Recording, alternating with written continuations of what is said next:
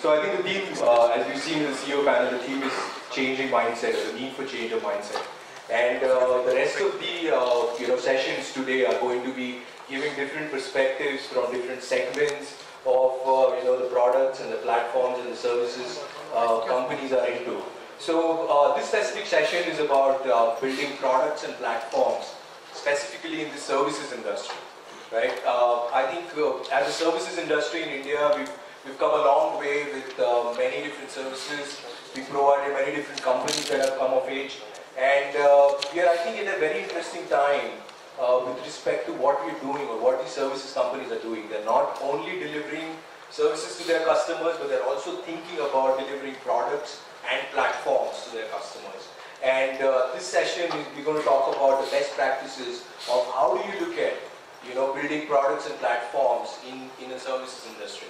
Right? So with that, I'd like to welcome Sanjay Purohit, who is the CEO, Managing Director, Member of Board for Edgeworth Systems. Thanks, Sanjay. Can you please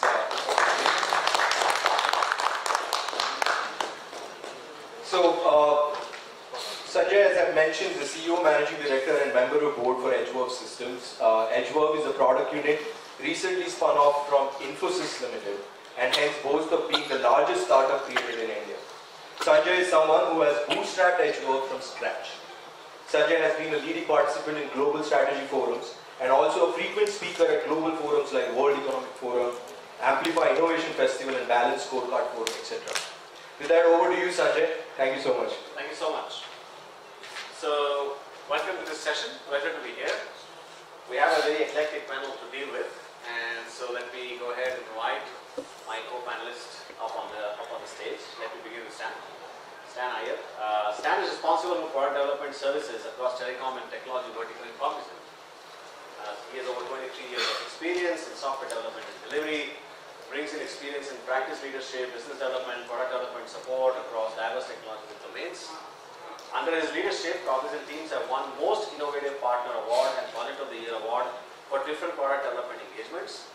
Dan has also incubated ventures like subscription enablement platform in Cognizant. Let's welcome Stan. Let me also welcome Shajan Iyer. Shajan Iyer brings a composite experience of having worked with leading product companies as well as service companies across US and India. Products he has built have gone on to become #1 in their category. Examples being Vertical Next B2B e-commerce and content federation platform, Spend Analytics product, and the IBSS airline loyalty and CRM product. He was brought into Wipro to set up the entire productization initiative and manage a portfolio of 30+ productized solutions with a cumulative revenue potential of greater than $1 billion. He is here to share his key learnings from this journey, helping companies build, market, and monetize product. Welcome, Shajan. Guys are all tired already, is it? Let's give them a big hand. Ravi Kipati. Ravi joined 24/7 in 2009 and has been instrumental in development of industry-leading predictive experience, technologies and solutions using big data, predictive analytics, design thinking. He brings a wealth of knowledge to our team with over 25 years of technology and management experience in building teams that deliver high-quality web-scale software and services in databases, predictive analytics, business intelligence, e-commerce, and enterprise application areas. Before joining 24/7, Ravi was Senior Vice President and Managing Director of Wendigo, a large third-party e-commerce service provider for small businesses. Under Ravi's leadership, Wendigo grew to have more than 2 million online sellers and generated millions in annual revenues. Let's welcome Ravi. So, we left the previous session where all of you were there on this whole premise of Kitne Aapki The, and then we sort of went towards Kaunsi Aapki The. I think the one important question that comes to everybody's mind is why? Why do service companies need to build products? Service companies doing good, scaling, large industry, you have your own space cut out, things are going fine. And all of a sudden now you want to start building products. So I think let's start with this question as to why do service companies want to build products or need to build products. Let's get some perspectives on that. Sure. Since we are already talking about taglines, right? So the answer to why is why not. Right? There are product companies who are coming out with service businesses. So why look at the world from a perspective that only products can get into, companies can get into services, and the other aspect of services companies getting into products gets questioned. So why do we want to get into that space? I think it's an open market, and wherever there's an opportunity to identify a prospective customer's current needs as well as future needs and address that, anyone who has the guts, the willingness, and the motivation to do that should definitely get into that, be it a startup, be it an established product company, or a service company. Ravi, your thoughts? Yeah, I tend to agree with everything that Shaju alluded to, but just want to add a couple of other points as well. Just a quick background in terms of what we do at 24/7. It's a pure play service company, and I would go as far as saying it's actually been a BPO company. I did a lot of call center stuff for the longest time. We were founded back in '99. Sequoia invested in the company, but it's largely been a call center operation up until 2006, and that was when we sort of embarked on this whole notion called Innovation Labs, and it's primarily for two reasons. One, we know the cliched answer, so it gives you the scale, the non-linear aspect associated to platformizing and productizing your services, but there's also a bigger thing, which is to do with creating strong IP and creating a strong barrier. And then it's delivering that innovation in an agile fashion, right? When you build a platform and a product, your lowest common denominator is such that you have an ability to sort of iteratively innovate and iteratively deliver that value over time, versus rolling out a solution for a client one time and pretty much the client is calling the shots post that, right? And that's one piece. And secondly, and it also enables a client to realize the value pretty quickly.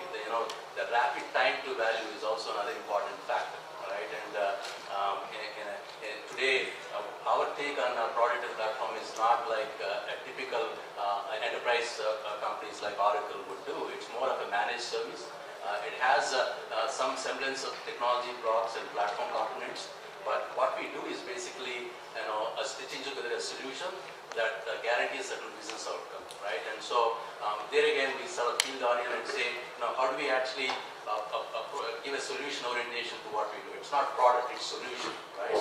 And these solutions should be repeatable and scalable, and they are focused for a whole vertical. So the mantle for the product managers and the engineering and architects is to basically come with a framework that's customizable for a vertical and configurable within a vertical from client to client. And that's how we actually approach this whole productization platform. Well said, Ravi. Stan? First of all, really privileged to be here with all of you and such a great panel. So thanks for that. I think I will address that and bear with me for a little bit of a longish answer. Sanjay, you have to keep me honest here, right? So Sanjay mentioned about the tagline being this thing, right? I think services companies getting into products, our tagline is "Hum kisi se kam nahi." So with that said, right, there are two aspects to this, right? I think many a time when services companies get into products and platforms, people think about non-linearity, right?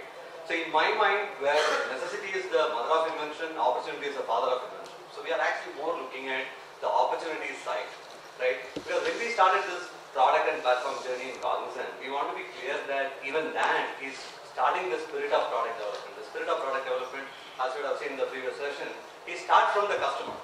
It is not about what is in it for Cognizant. It's first start from what is in it for the customer, right? So we really saw that there are a lot of patterns which are emerging in the industry, which basically leads to customers wanting to have platforms and products from services companies. Like one thing is like time to market, time to value. I think Sanjay spoke about that very well in the previous session, right?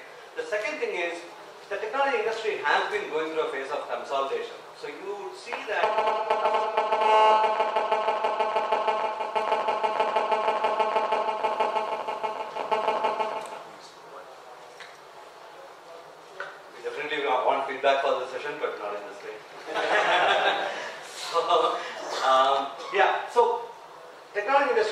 consolidating, right?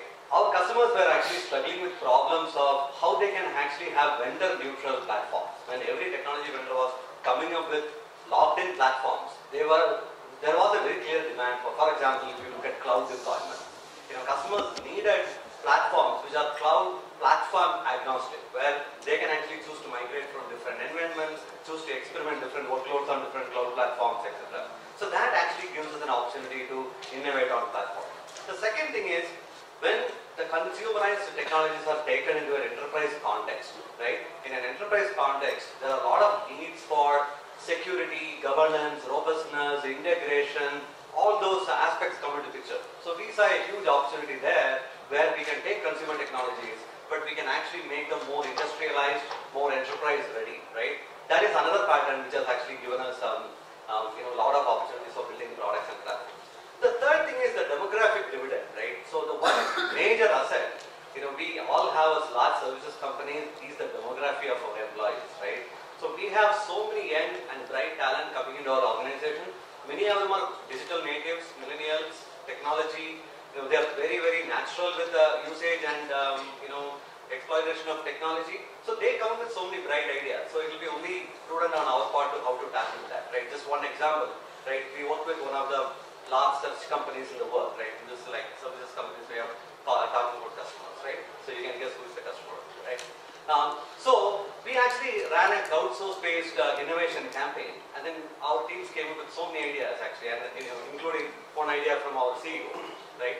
Of course, we didn't get to select that for different reasons, but finally, when we distilled those ideas to 12 ideas and then went and presented to the head of the labs, they were very much surprised because 6 of the ideas presented by the team were mapping with some of the next generation products the labs were working on.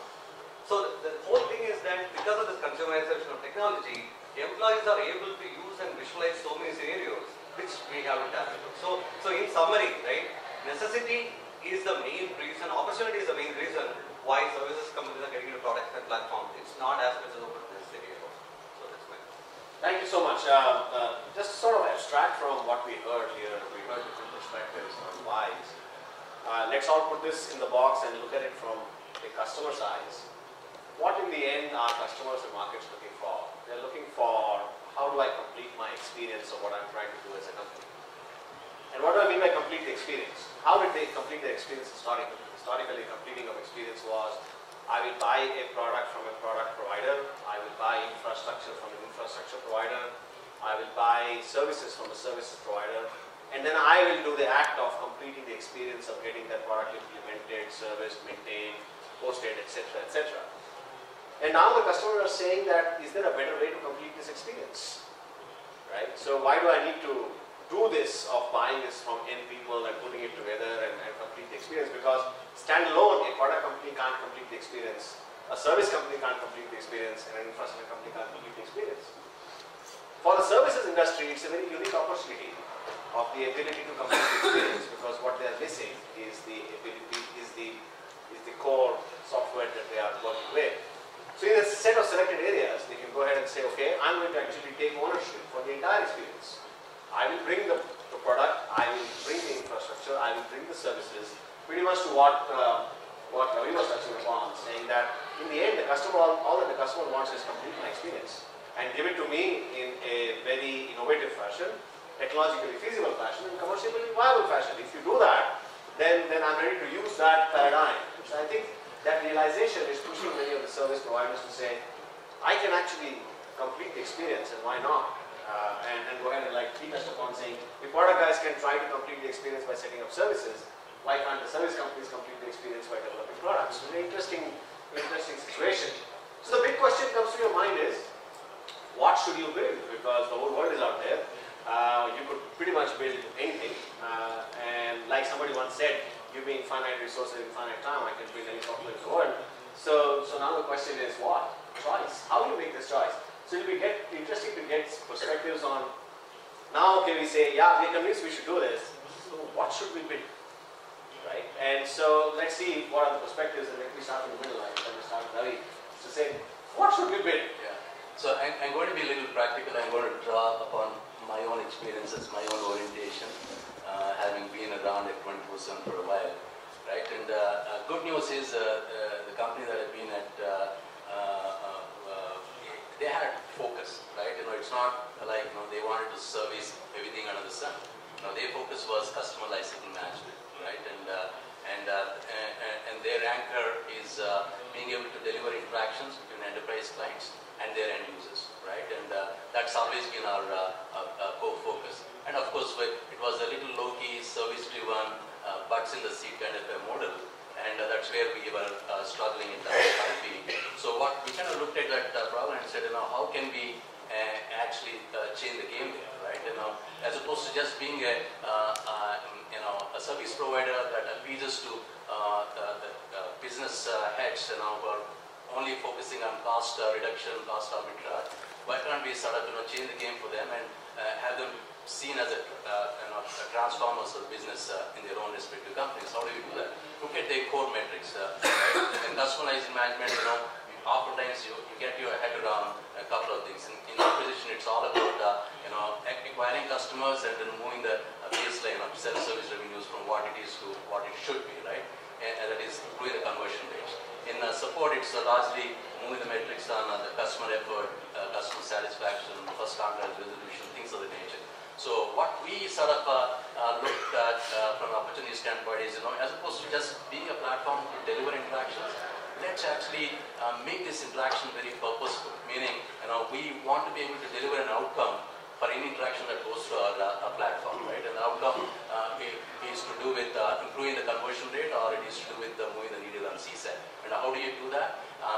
Then you need to have the end-to-end view to the problem, right? And it's not just about technology, as you said, it's less about infrastructure, or it's about people. It's kind of owning the entire piece and making it a completely abstracted thing for the client, and then own the business outcome. There's a skin in the game, right? So in that regard, again, oftentimes, folks get into this stuff. You have to his point, you have capabilities, you can pretty much address any problem under the sun, but that doesn't mean, you go and, if Cisco is your client, you go and start pitching, hey, here is another great router idea. That's a core business, that's a core competency.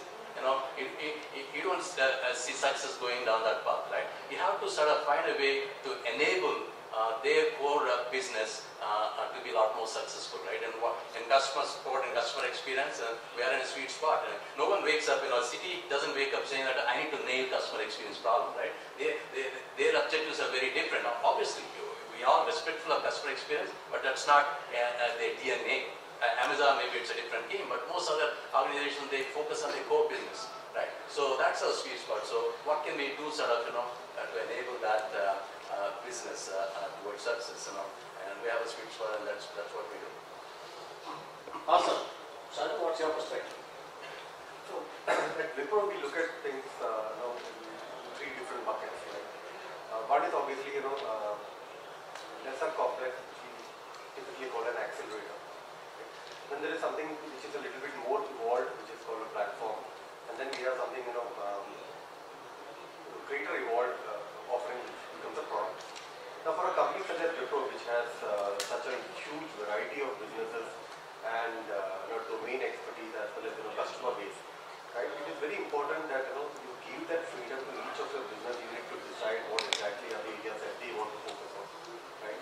So the portfolio that we had, had products that were as diverse as an X-ray machine, a portable X-ray machine, right?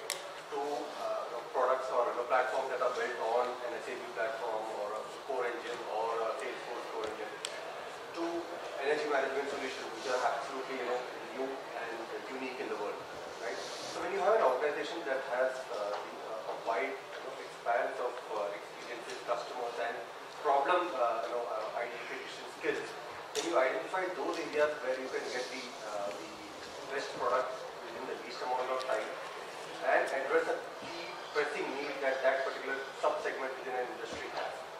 So if you are able to give that leverage to your individual business units and your business leaders to really find out what are the areas that they want to focus on, and then have a systematic process wherein you do the entire opportunity analysis, a business plan analysis, and then the funding mechanism for that.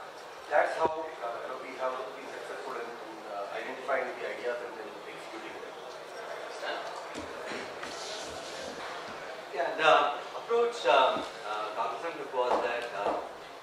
wanted to do two things, right? One, we wanted to very broadly identify the canvas of opportunities, right? Not a specific product idea or a platform idea, but broadly draw the canvas on where we want to play, right?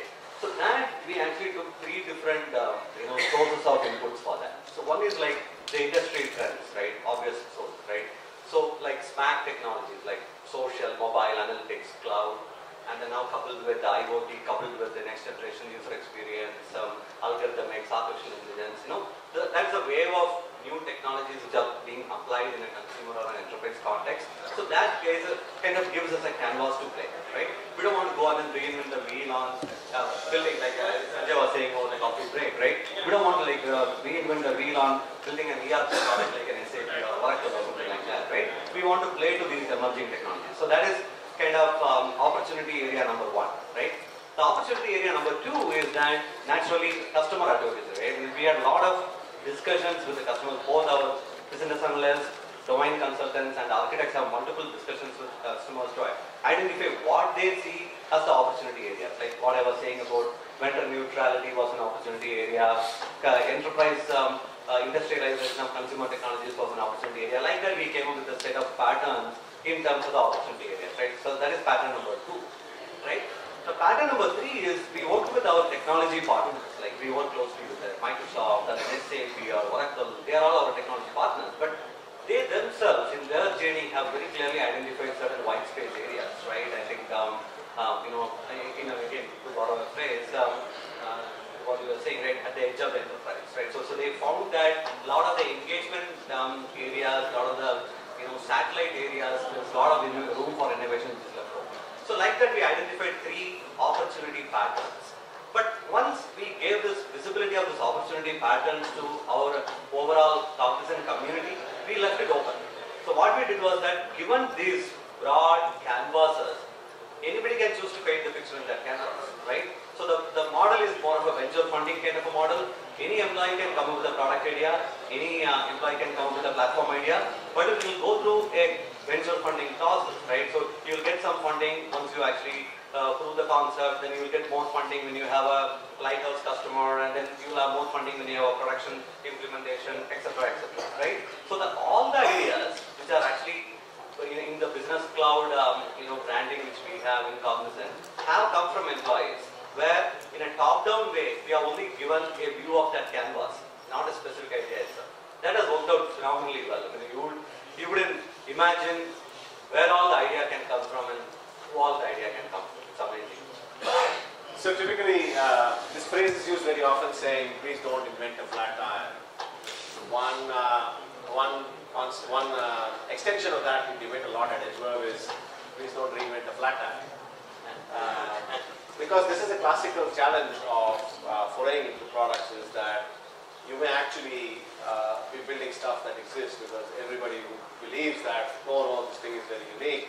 But if you look around, you'll find 10 other people trying to do the same thing or having done that and failed and closed it. And so one of the challenges that we've been working through is what we call as identification of space. Where do you want to play? So the entire thought process at Edgeverve is what we call as space, play, and then the offering.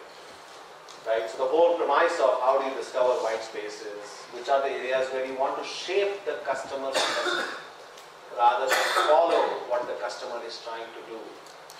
And hence go beyond the technologies that are known. For example, things which are known are, when you talk about things like, big data is here, mobile is here, social is here, analytics, cloud. These things are already done. What next is the real question? Because, if I'm trying to find applications of how to use this, I might run the risk of reinventing a flat tire because there's a ton of things that happen across the world in these areas. So we actually started looking beyond to say what's happening out there in terms of trends and patterns, which will change the way our customers completely do business. How will the ecosystems behave? How will they sell? How will they buy in the future? How will consumers sell and buy in the future? And try to see what are some of the ideas and how we will do things like that. And find a very courageous and adventurous customer who's willing to co-create that kind of thing and take that plunge or that leap of faith to say, let me go ahead and attempt this. It might succeed or might fail. So it's been a very interesting exercise. If you practice design thinking, there's always this process of flare and focus. So we would of course flare try out a zillion things. And once we see that shine in the customer's eyes saying, yeah, this is absolutely asinine and bizarre, but it is very interesting, I want to try this, then we know that we are onto something, and then you have to stay on. So our whole approach has been that try to find that thing which would be a reality probably a few months, quarters, even sometimes years from now, and then work in that direction rather than try to reinvent a flat tire, because that risk you always run, that you might actually be working on stuff which already pretty much has been done. But all of us know on this stage, this is all good and fine, but the culture, the environment, the setup of a services company is extremely, very, very different. For different objectives, for different purpose. And if we are clear that yes, this is the reason why we should do it, we talked about it. We are clear about these are the areas you want to focus on, and then the rubber hits the road. And when the rubber hits the road, the money disappears, the talent disappears, the organizational policy land on your head, and a whole bunch of things happen, right? So let's spend some time sort of delving into some of those real hard issues that hit us, fair and square in our face when the life starts Monday morning, right? And so let's tackle probably one of the most interesting and hairy ones, investments. Because anything that you want to do in this area will require gestation, will require money, and while everybody is making margins hand over fists, you'll be making losses hand over fists for a while, till the idea actually takes roots, finds its customers, finds its markets. How do you deal with this question of how do you invest in these areas? Because this is not some one-time investment, it's a staged, multi-stage investment. In your respective organizations, how have you dealt with this question of protecting the investment into something else? Because the company's P&L will keep going up and down, and we have this phrase in Infosys called QSQP, which is quarter say, quarter tuck, right? And so now there is a business that's going on the rhythm of QSQT, right? And now you're trying to do something which is pretty much a very different life cycle. How do you deal with this? Why don't I start to stand on the other side? How do you deal with something like this? I think at least personally I got lucky because somebody else solved it for me. and when that somebody else happened to be CEO. Damn it, where was that guy when I was trying to do this? So anyway, the jokes apart, right? I think yes, we went through a phase where there are a lot of half-hearted investments and failed projects and things like that. But I think one thing which was very clear, projects fail, products fail, people don't fail. So you can see a lot of scars. So but I think once that initial stage of half-hearted investments was over, there was a recognition. What really helped us, I think, people keep saying that the letter in Chinese for opportunity and challenge is the same. I think 2008 really gave us a phenomenal opportunity because Cognizant at that point in time was very heavily focused on North American market, very heavily focused on financial services, and both were collapsing. So I think nothing like a challenge to make you change the way of doing things, right? So we got lucky that we got a root shock in 2008 that whatever the business model we were going with, we cannot linearly extrapolate while all the analysts out there were linearly extrapolating, right? So that really gave us a realization that unless we get into an investment discipline where we look at the different types of portfolios differently, we are not going to cut into the next wave of transition, right? So from there, we borrowed an established concept in the industry, H1, H2, H3. So all the investments in Cognizant started going into these three bucket approach, right? Horizon 1, where there was they are the cash cows. Horizon 2 is mature areas in the industry where Cognizant was not a leader. And Horizon 3 is emerging areas in the industry where nobody is a leader, right? So like that, we actually categorized business into these three categories. And the investment approach was tuned for that. So we were very clear that we are not going to subsidize a lower profitability or a lower financial performance in H1 by diverting investment from H3 to H1. So that was very clearly defined. And then I think one thing, it was also gone and told to the market that this is what we will do. So I think one advantage of those market-facing commitments is that they keep you honest, right? So second thing which was done was that our CEO itself changed his role so that he is actually running H3 business, whereas the people under him were running the H1 and H2 business, right? So that was actually, and a lot of the respective leaders within the company, they let their portfolios go In the typical, mindset of how much revenue I'm managing, how many people I'm managing, to make a change in that mindset. A lot of the established leaders who were doing well, they were asked to leave that portfolio and start all over again, right? So some of them were willing, some of them were not willing, but I think those who were willing, they really become the role models, right? So that really propelled the change management. So in short, right, that H1, H2, H3 investment thinking, senior leadership changing their role, reducing their so-called temporary importances so that they can play this focused role, and then setting as a role model. I think that kind of made life a lot easier for a lot of us. Yeah, exactly. Very good question, and again, pretty cliched answers to that, but real life is very different, right? And you don't, spin off innovation labs without a mandate from board and CEO. That's a given, right? And you get the funding upfront and blessing upfront. But to Sanjay's point, and the reality is you do need to deliver quarter over quarter, and there are some expectations that are formed out of what you deliver, right? And it's less about us not being able to deliver as well. But fundamentally, the product gig, you may try 8, 9 gigs, and then only one might stick out for you, right? And that's something that we should be willing to live with, right? And that's what Valley does amazingly well, and that ecosystem promotes that kind of culture, and it's perfectly fine if a few things went down. That's okay. You stand up and keep innovating, right, until you get to the holy grail.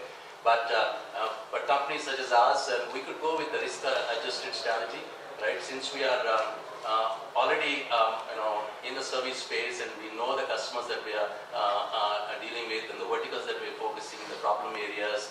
Right, and you can sort of go one step further and say, what is the differentiator that we can build through platformization and productization?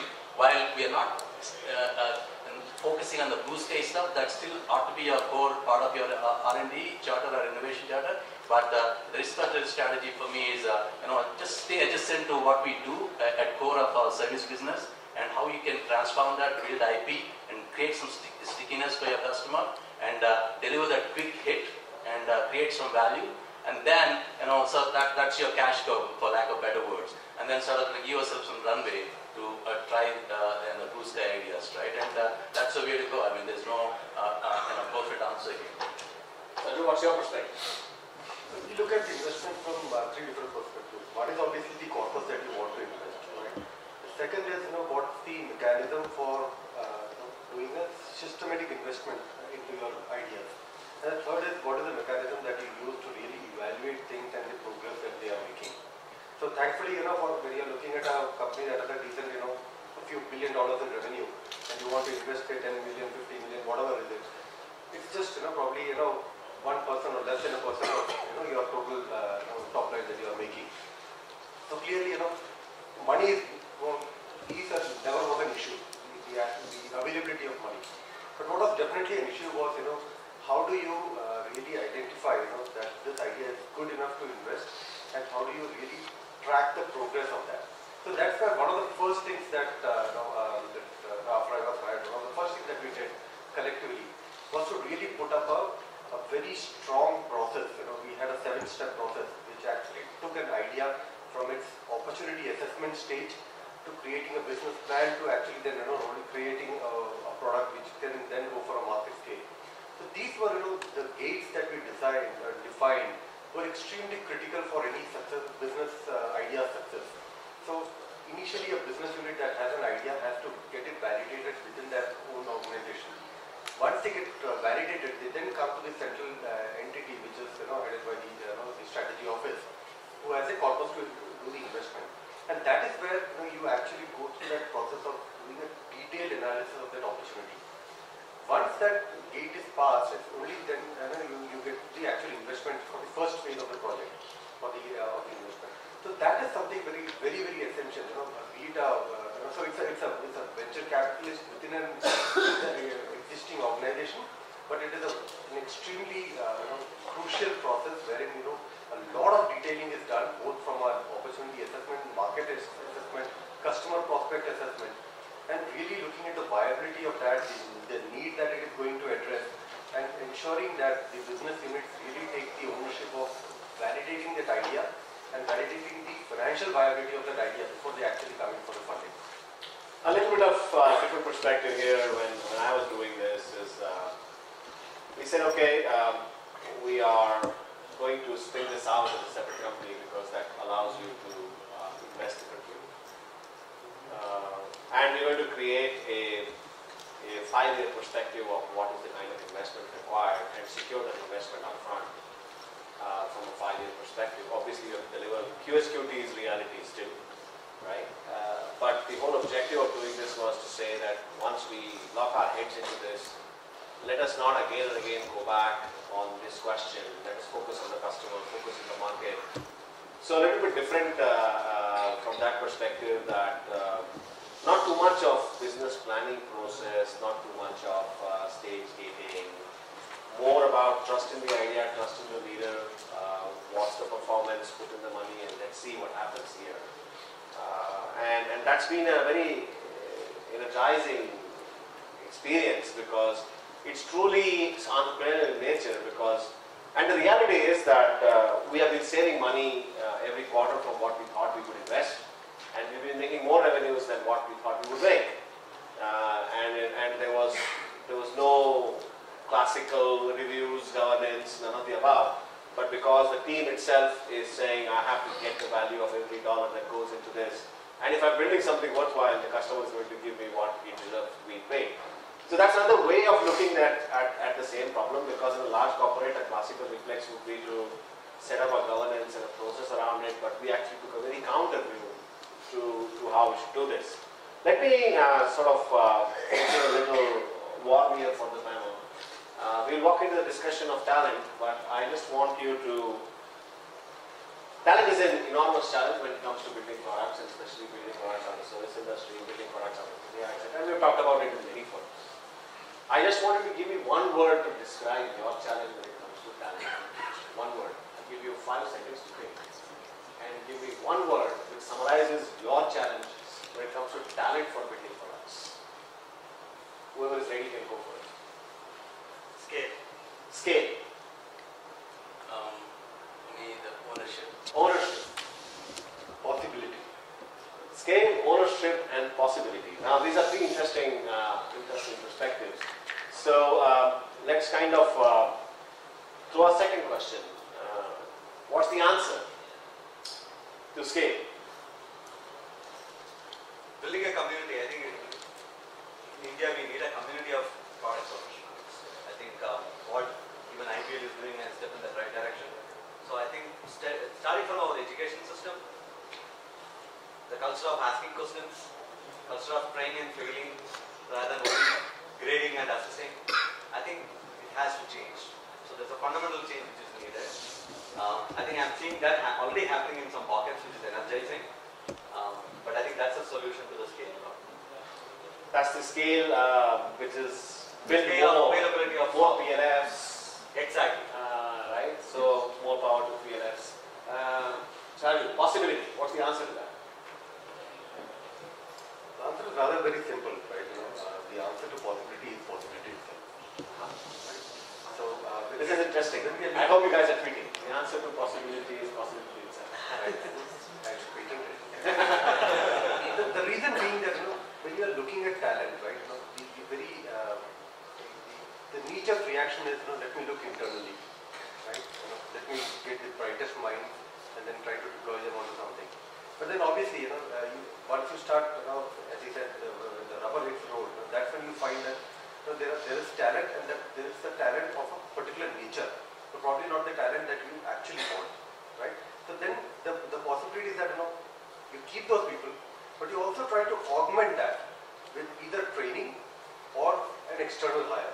Now the external hire need not necessarily come from a product company. The external hire has to be where you hire people based on the exact need that you want them to come and fulfill. So that's the possibility that exists. That you have to look inside. Obviously, it's a good career opportunity for people within your organization. You have to give them a preference to do that. But then you should not be restricted by their lack of product thinking or a capability to really take an idea and take it to market scale. So obviously you need to have the possibility of going external to your organization, getting the talent and then integrating them within your fabric of your Very interesting point you make, because classically the industry is tuned to hiring to capacity, and what you are saying is this business you require to hire to a specific competency, capability, specific need, and that could come from anywhere. It could come from inside, could come from outside, could come from a product company, could come from a non-product company, and could be an arts graduate like the conversation we had before. But know what you want and look for what you want rather than hire and then figure out what you want to do with those people, right? So that's a very interesting flip in perspective.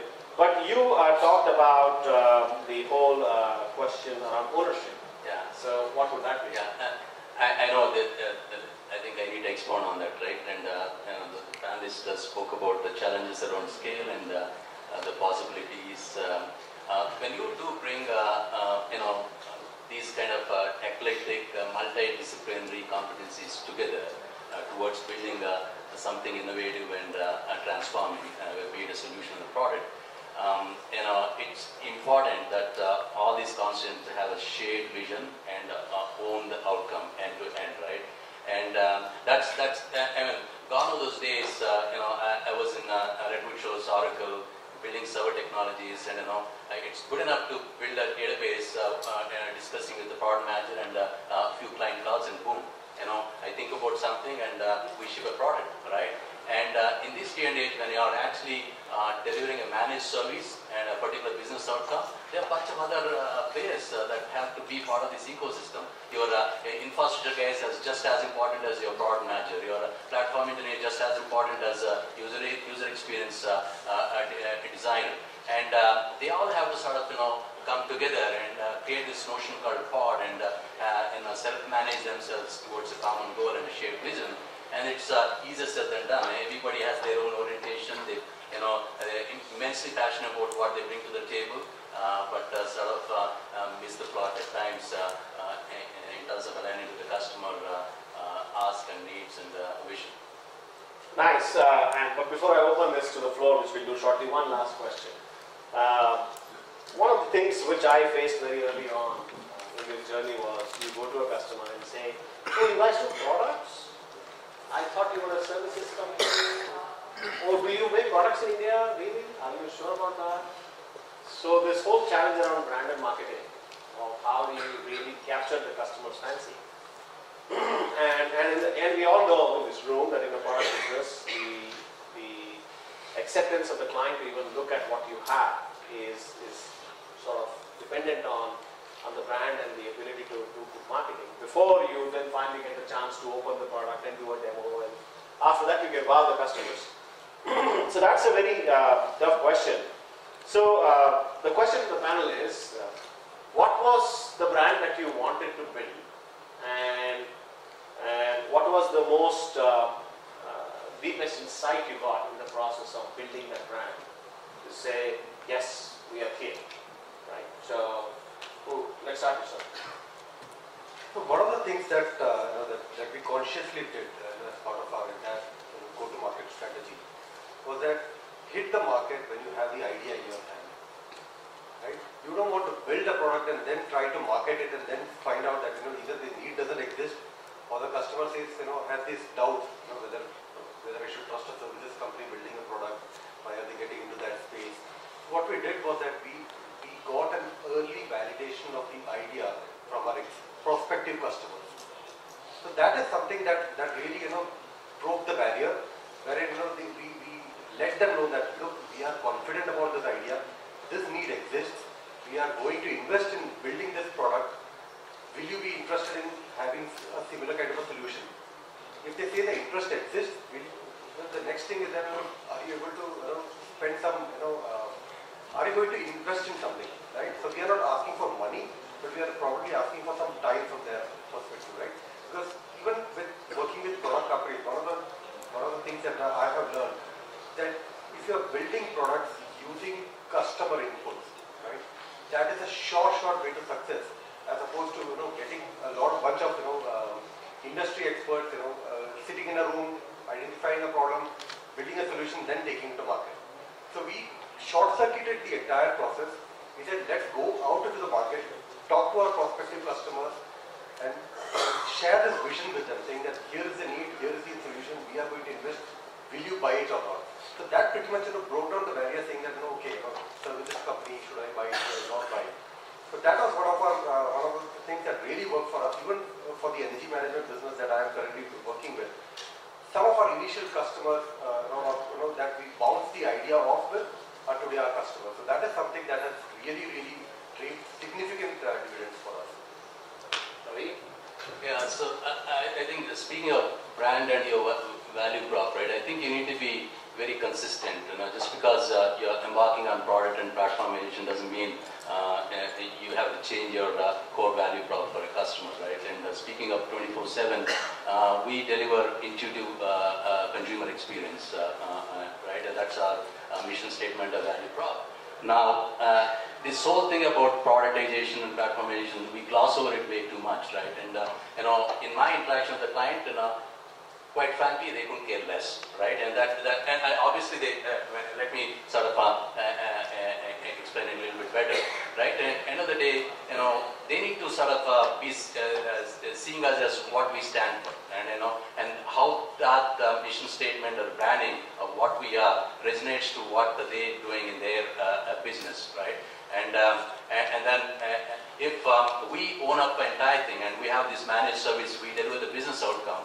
And the means of getting to that business outcome that we own, and we have that strong skin in the game, is through platformization, productization, and alongside some of the service play, so be it, right? And so I don't think we go out of our way to brand that, we suddenly metamorphosize ourselves as a product or a platform company. No, our approach is more about we own your business outcome, right? And we take away all the pains that you embarked on today, and you can be oblivious of all of that. Leave it to us. It's what happens in the black box is our game, but we want the outcome. Stan has the last word before we open the floor for questions. Yeah. So I think first realization was that our classical marketing approach in services won't work for products. So we got a whole new bunch of people with a different mindset. So they started asking all these uncomfortable questions, right? So what is your positioning in the market, and what are the different segments you are addressing? What is your unique value proposition for that particular product? What kind of packaging you want? What kind of channels you want to think about? Unless all these questions are answered, all the P's, right? Packaging, positioning, pricing, all the things are answered. They are not ready to type the first line of the marketing material, right? So that was like a revelation. Oh my God. So then I think once that end-to-end thing came, so there was a brainstorming to come up with 2-3 things, right? One, we wanted an umbrella branding so that customers kind of recognize that brand rather than with Cognizant or a service offering. So Business Cloud is the current branding for all the platforms and products from Cognizant. So that was one decision made. The second thing was that most of the products and platforms were very niche to a verticalized, need-specific solutions. They are not overly horizontal in nature. So what we decided was that we will have very focused marketing campaigns rather than carpet bombing, right? So there are very industry-specific, domain-specific marketing campaigns which work very well. And the third thing is that we got a lot of customers to be both co-creators as well as advisory. And since the product creation started from the customers, they became our brand ambassadors over a period of time. Right? That usually works out well, particularly when we have to make a change in the mind of people that, hey, Cognizant is also building products and platforms. So these are the 3-pronged approach in summary we took for marketing. Simple mindset we had was product is the message. How many of you have seen the movie The Good, Bad and the Ugly? There's a very interesting scene in that movie where this guy, Pedro, is lying in a bathtub and this guy comes and talks to him saying he's going to kill him. And he gives him a long lecture and that guy shoots him from inside the bathtub and says, when you want to shoot, you shoot, you don't talk. Right? And so we adopted the same approach. We said, if you can see it, then you can buy it. And so the entire marketing philosophy was around show the product, keep your mouth shut. Right? And so the whole process was product is the message and just focus on showing showing the product to your customer. Don't show them slideware and brochures and what have you, because they are sick and tired of seeing them from many companies all over the world anyways. But interesting, I think this is a very interesting set of insights, but let's open the floor. A couple of questions, let's take. Just wanted to come in for a quick thing. This is all about candid conversations, and we expect some candid feedback from you also. So Yes. the quick calls, can we have the slide for the missed calls, please? Please go ahead. Your question. Yes. Okay, go ahead and start it up. Sorry, we can hear you. All of Infi, Wipro, Cognizant, I don't know 24/7, but you're on a buying spree. You're going and buying the product company. What is our process behind acquiring the product company? Do you wrap a service around it? So I just want to understand what is the thought process around buying the company. Basically, most of the product company. To give you a simple, my answer is very simple. In the end, our objective is to complete the customer's experience. And in the process of completing that experience, whatever is missing, we'll either build, we'll buy, or we'll partner. That's it. Yeah, hi, this is Sarita. I have just moved out of Deloitte Consulting, but have experience working at Wipro too. So I've gone through a phase of Wipro, we call them frameworks or solutions, and in consulting world we call them accelerated as we come to the solution for we doing more deep. So my question here is, if a services company, you're ideating, you're co-creating whatever model you try to adapt, at some point in time you may have to declare a solution of product. So is there a way, or is there a jump stage where you want to do that? Who wants to take a stand? No, I think for a solution to be called a product, I think particular services companies have a tendency to call every framework, everything as a product, right? Yes, exactly. Yes, word. Everything is a solution. Absolutely. So I think so we have clearly decided that if we are going and then branding as a product, it has to have a life on its own.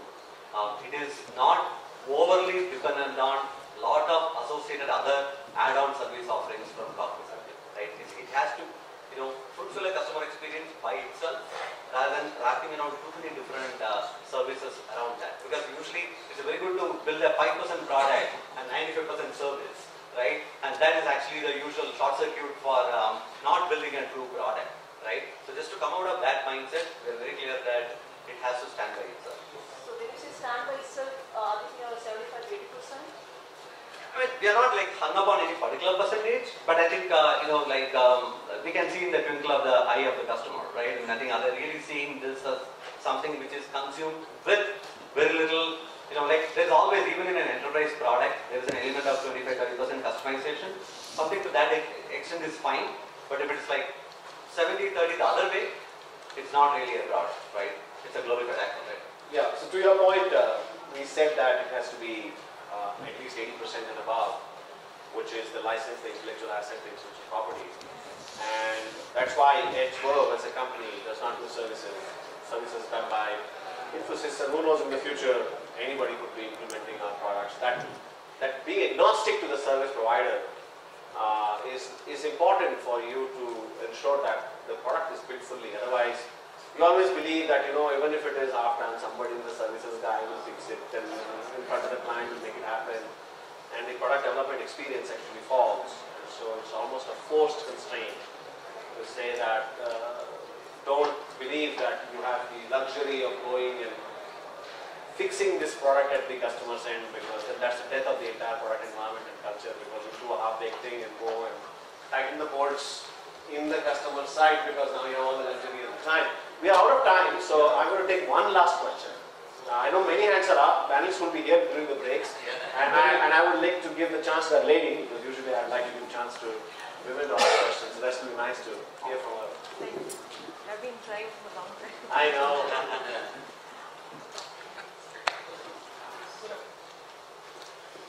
Hello? Yes. So this is from your previous session about think of the future for the customer.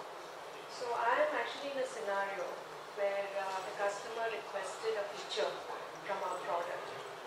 By the way, I'm from JDA Software, supply chain software. Yeah. So our product has been existing for about 30 years. So customers came back and said, we want one feature, a very crucial feature. If you can put this into your product, we'll buy it. So it's a very important sale for us, huge company, and we didn't want to let it go. So the feature was that you completely bypass our application and use a third-party vendor like Microsoft Excel to import data into our tables, So as a senior technical architect, I jumped in and I said, this is a complete no-no because it's not even using our application.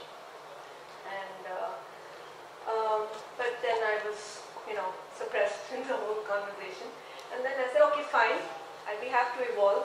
So as an individual also, I said, why don't we define the scope for it and then we push it. So defining the scope is, how do we support a third-party tool which doesn't even use our product, right? So we're not even, so here my question is, the future is, first of all, we're just doing whatever the customer wants. So I think we should not go by that. Customer would want so many things and we just have to. The second thing is, are we matured enough in India to boldly say that I don't think we should just go by what the customer asks for. Because majority of Indians I have seen, they're entrepreneurs in their own way, because they are always looking out to see what the common man would want. But I don't think they are smart enough or they are mature enough. I would go with the second word, mature enough to think that this may be feasible for the short, may be useful for a short run, but not for the long run. Because support in the end. Thanks. All right. So Ravi, you want to take that? Yeah. So I'm cognizant of the time as well. Let me quickly get to that. Thanks for raising the question. It isn't very uncommon in the enterprise world, right? I've been in the enterprise space for a good length of time to have come across scenarios that we just alluded to. Right? First and foremost, absolutely. We need to be evangelical and we need to take the time to educate and do what it takes to sort of help a customer understand why it could be done differently and meeting the same end goal. If there's a way, absolutely take the time and do it, and we all should do it, right? That said, at some point, if the customer is persistent and that's the only way he wants it, and very few people would walk away from a customer, right? And the customer is ultimate, is the supreme. So that's why most enterprise folks do have this whole notion called service delivery. Their job is to basically, customize, and they can, if the guy wants to go to the moon, we have a space shuttle to take it, and it will take him to the moon, right? But it'll be at some cost on their time, right? And that's left to the creativity of sales guys, right? And we need to get the time. Yeah. And that's it. Fantastic. Thank you so much. I think any attempt at summarizing this panel would be injustice, because I think we discussed such a wide scope. I hope all of you got some pieces of insight from this. So I would like to certainly thank the panelists for a wonderful time. Thank you so much. Let's give them a big hand. How often do you get to see, senior product leaders from Cognizant, 24/7, Wipro, Edgewell, Infosys, and in one platform? And for me personally, I think it's been a great insight in terms of how senior leaders are thinking, and I hope that will come into how I do my job being a product leader at Oracle. So I'm sure you have experiences the same. I think the lines are open. I think no conference will allow you to pick up your phone and make a call. So we're doing that. So please make use of it. I think you're already ready with this. I'd like to call upon Ramnan.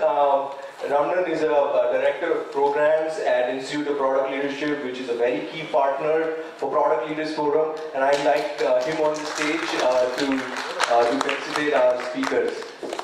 Thank you, Ramnan. Please.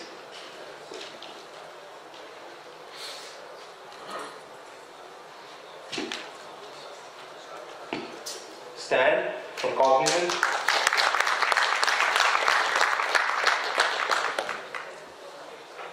Ravi from 24/7.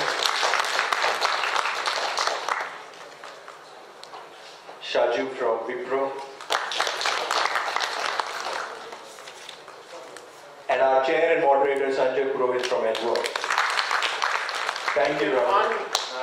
go out, make some great products, and do India proud. We have a couple of things, just 1 minute, maybe even lesser. We need to pick a winner from the questions we've had. So, any Who wants to pick? Stan. Questions all of All of us were good, actually. Go ahead. Quick. I think I like the passion in posted. Now, Great. questions? The top one? The top question? Yes. Yeah, the question. All right. Please come forward. Thank you for participating. And we also have a winner, I think, and we saw some people moving out. So in the interest of time, we call them, give them the t-shirt, but don't stay away or don't tune out from giving feedback. Just missed call, free. The candidness has to come from all the participants as well. So please participate. Thank you so much, and we move on to the next session. Thank you all. Thank you so much.